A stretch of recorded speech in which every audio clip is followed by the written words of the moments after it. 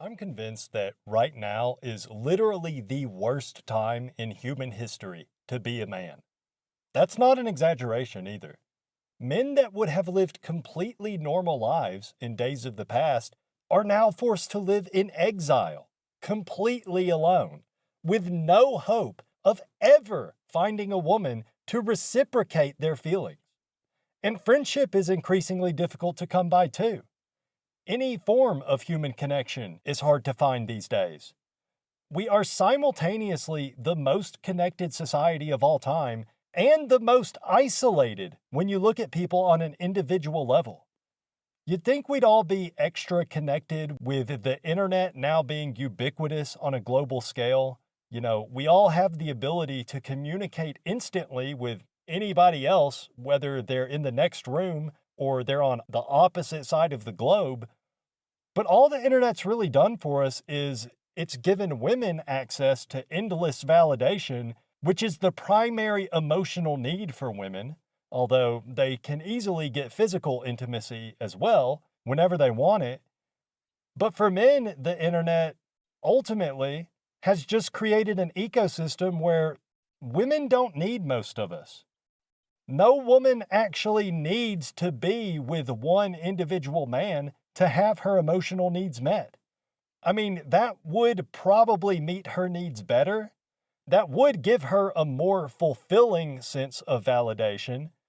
But women get enough validation through digital means and through real life physical intimacy through situationships and hookups, which are very attainable even for unattractive women. They don't need most men, and they don't even care about us. And for men, the internet's given us just enough stimulation, just enough simulation of approximated human contact to make us feel almost satisfied in the short term in any given moment. You can watch adult videos to simulate intimate physical contact with a woman. You can watch even videos like this, where you just listen to me bitch and moan about my own problems. You listen to this and it simulates having a friend. But I'm not your friend. And you're not really getting all the same benefits you would get from having a real human connection with someone in real life. Not even close to it.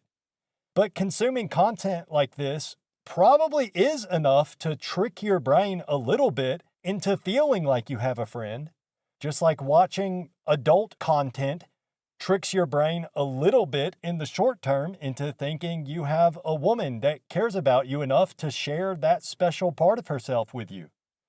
But for us men, those feelings of simulated human connection we get are very fleeting. It's not actually enough to keep us satisfied. We're still left longing for something real, suffering. Women can really get the real thing if the simulated version isn't enough. They can all very easily get the real thing, but men can't do that, or most of us can't anyways. So the result of all the technological advancements over the past several decades with the internet and social media and all the ways that's changed the modern information landscape, all of this has effectively created this massive divide between the sexes. And this is all new. There is no point in history we can look back on to try to learn from or to try to see where this is going. This is all brand new.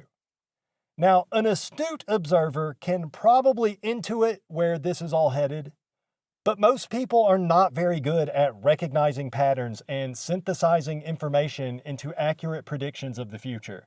And part of that is also a result of the modern information landscape, aka the modern technological hellscape. Everybody is so distracted all the time. Each and every one of us has the Library of Alexandria in our pockets available to us at all times.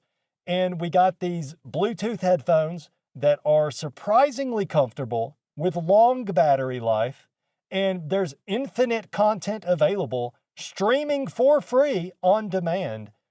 The average person's attention span is just fried. Everybody's adapted to just actively look shit up and ask AI about things or just read what people are saying on Reddit which half the time isn't even actually people. Those comments on Reddit and basically every social media, half those comments are also just written by AI. So people just look it up instead of trying to think through things for themselves, which is horrible. Most of the information on the internet these days is not accurate or well thought out in any way. It's just AI slop, or it's human slop from one of these modern humans with a completely broken brain. And they're probably just regurgitating AI slop. So, point being, technology has created a huge divide between the sexes. Men and women are both living in their own echo chambers, and the quality of life gap between the sexes is just insane. But the crazy thing is, women are so radicalized by the content they consume, most women think they're the ones that are on the underprivileged side of that gap. Because female echo chambers, which, by the way, the mainstream media and even freaking government memos and academic studies and everything, that's all included in what would be considered the female echo chamber.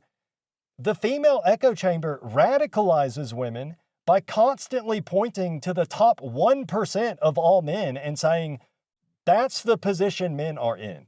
That's how good men have it.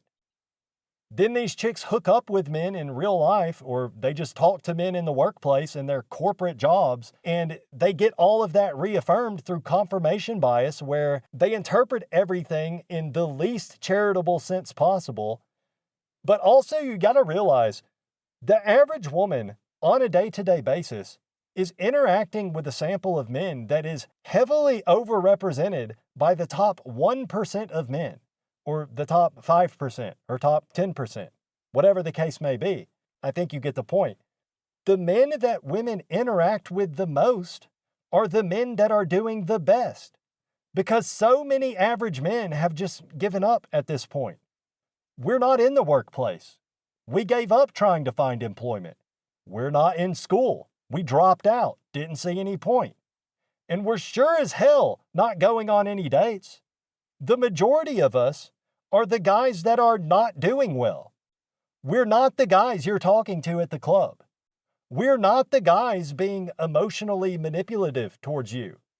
You won't even give guys like us the time of day. Okay? Most average men gave up a long time ago.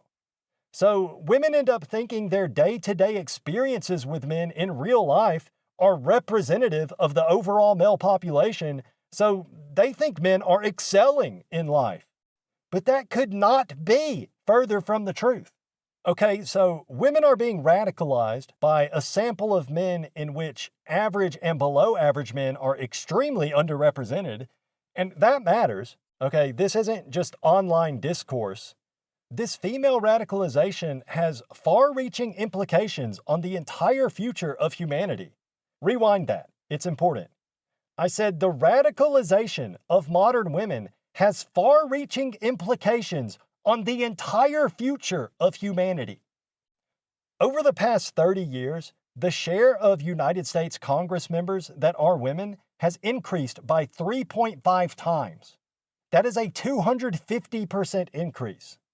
Now, today, women are still only 28% of all Congress members, so you could argue, well, women are still underrepresented. They're just now starting to catch up.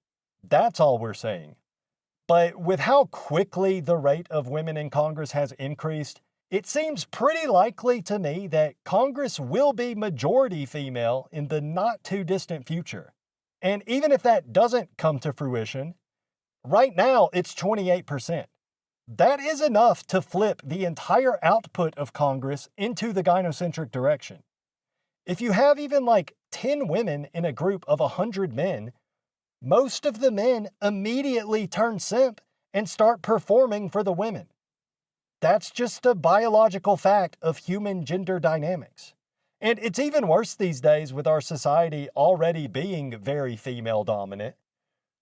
Basically, what I'm saying is future policy is absolutely influenced by the radical opinions of radicalized females. It's probably not even accurate to say policies influenced by the radicalization. It is shaped by it. And look, forget about Congress. The majority of new graduates from law school are women. The majority of new graduates from medical school are women. For veterinary school, it's literally 80% female, only 20% men.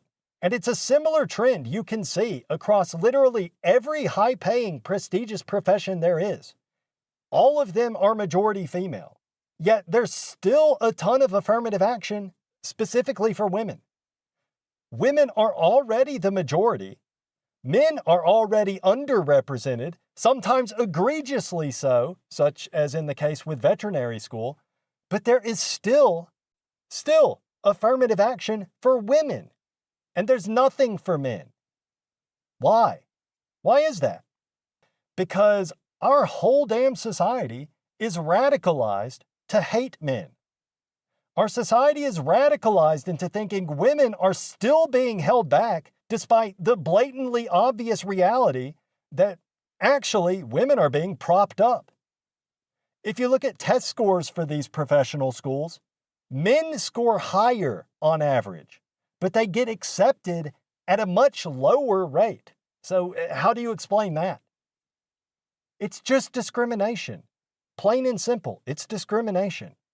And it's worse than it looks, actually, because the thing is, all these schools like law schools and medical schools, they have a limited number of spots each year for how many students they accept, okay? But also, it is a fact that a very large portion of female professionals, okay, female doctors, female lawyers, etc., they quit their jobs after like 4 years because they get pregnant and they decide they want to be a stay-at-home mom. They decide the professional grind is not the life that they actually want to live. They just quit. And it is a zero-sum game, by the way.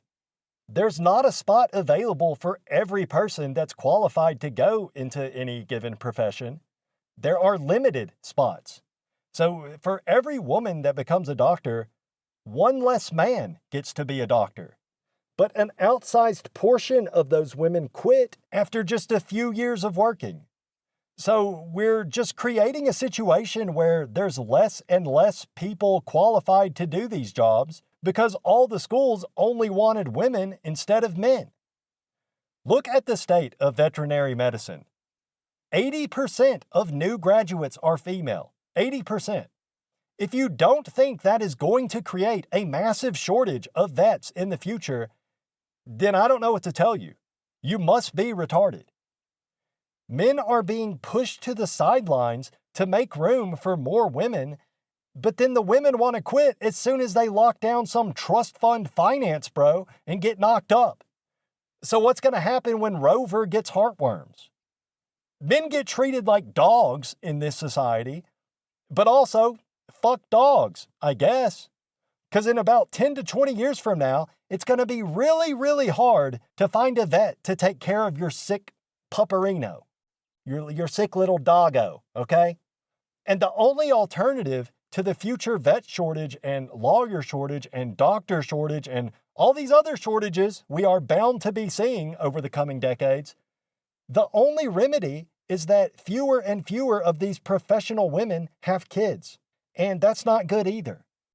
But really, of course, what's actually going to happen is there's going to be a whole lot of male doctors and dentists and whatnot coming over here from Turkmenistan and Sri Lanka, Bangladesh, and wherever the hell else they can find them. But sure, most of us were never going to be doctors or lawyers anyways. But this shit probably is the most devastating for all us average and below average guys. Women that have PhDs and medical degrees and women that are working as high-powered girl boss chemical engineers or whatever, do you think those women want to date a guy that picks orders at the Amazon warehouse? Because white-collar jobs and really just any job at all that pays worth a damn, those jobs are increasingly only going to women, or they're just being automated away. And believe it or not, most women would rather just not get married than have to settle for a guy beneath her station. Never mind the fact Some of those girl bosses are only in the position they're in because of affirmative action. And by some, I mean a lot. Okay, it's a lot of them. But obviously, they don't realize that. They think they're being held back, if anything. They think they had to rise above to get to where they are, when really all they had to do was have a feminine first name on their resume. And I'm not saying women shouldn't be allowed to work certain jobs. I'm not saying anything like that. But they shouldn't get affirmative action, especially not after they're already in the freaking majority.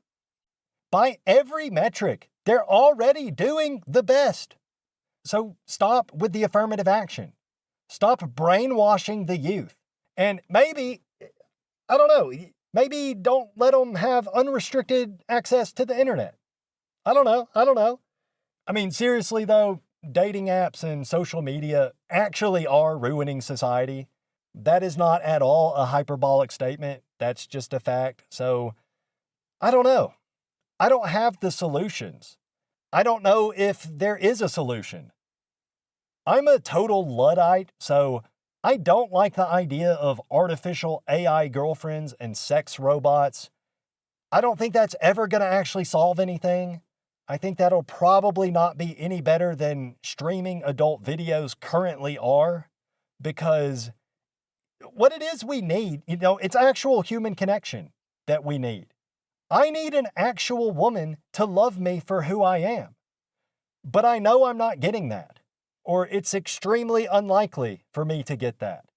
And I'm not even in an uncommon position for a man these days. There's a whole lot of men suffering from chronic loneliness, just like I am. So the best we can do right now is just cope. But that's why I wanted to make this video. That's the point. I know that all I can do is cope. I know that. And I do truly believe it's because of the time I was born in. If I was born in 1969, I truly do believe I would have been fine. I probably would still have social anxiety. I think that is largely genetic. But I would have been able to find work a whole lot easier. I would have done a whole lot better in the dating market.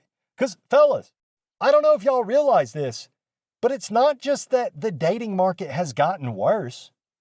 With no exaggeration, I think it's safe to say the dating scene in 2026 is 20 times harder for the average man than it was in 1996. Okay? And I mean that. It's not just twice as bad. It's not 10 times as bad. I think it's 20 times worse than it was just 30 years ago. That's how devastating technology has been for average men. Specifically, social media, which I am including dating apps in that. It's 20 times harder for an average man to attract a woman these days. And also because every young woman can easily achieve their wildest dreams as far as careers go, and women never want to date down. And it's not a fucking skill issue, okay? I hate when people say that. It's not a skill issue. It is a zero-sum game. I don't get why that's so hard for so many people to understand. More women in high-paying jobs mean that there's equally fewer men in high-paying jobs. And the result is those women do not date us. And it's doubly bad because they think the odds are in our favor. They are blind to the fact that they receive heavy preferential treatment in hiring and promotions. Heavy preferential treatment. But they think guys like me have it easier than they do. So when we achieve less than they do, because the actual reality is that we're the ones facing significant discrimination, they think we're just fucking losers. If I was born in 1969, I could have gotten an engineering degree by the early 90s, then easily I could have gotten a job, would have had my pick of jobs, high-paying jobs, and by now I'd be grandfathered into having job security through seniority.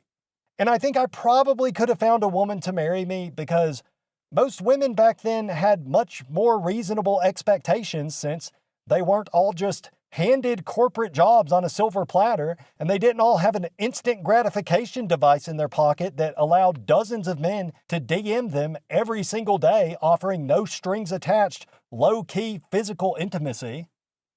By the way, this shit isn't good for women either. They get careers and they get to get raw dogged by hot guys, but that's not good for them. It's hard for them to resist, plus it's completely normalized, so very few of them do resist it. But there's probably a reason throughout all of human history, virtually every society ever has had a similar structure as far as the roles men played and the roles women played and the relative freedoms that each had. I'm not saying I think medieval times were better for either of us, necessarily. I mean, for men, it probably was better, actually. At least an average man might be able to get some action as long as he didn't die from war or disease. But I do appreciate the luxuries we have these days, like air conditioning and indoor plumbing. But I do think some of our so-called luxuries and our freedoms are actually just there to placate us. And they're there to fool us into thinking we have it good when really maybe things were better for men and women at some point in the past. Maybe at most times in the past. Even with medical technology, there are trade-offs when you think about modern life as a man. Like, I can get better medical care now than, say, 100 years ago. But back then, I probably also would have a wife right now and a family, which is something that is unattainable for more men now than ever before. So there is a trade-off for sure. And also, even if living standards back in the day were the equivalent of living in poverty these days, at least back then I wouldn't be considered a loser. I could just be a farmer or whatever like everybody else. I could actually be on par with my peers. And I could have mutual respect to and from my peers. It wouldn't be like this weird stratified hierarchical social structure we have today where there's a million different job titles and different occupations where only a few of those occupations actually get you any respect as a man. And it's largely outside of your control whether or not you're able to get one of those occupations. Give me a pitchfork and a wife, okay? I'll plow all damn day. I'm fine with that. I mean, plow the soil, of course, but also the wife. If anything I said here resonates with you, or if you like potato chips, please check out some of my other videos. There's also some secret videos you can watch for free on my Patreon. No sign-up required, so check that out. Thank you for watching. I'll see you next time.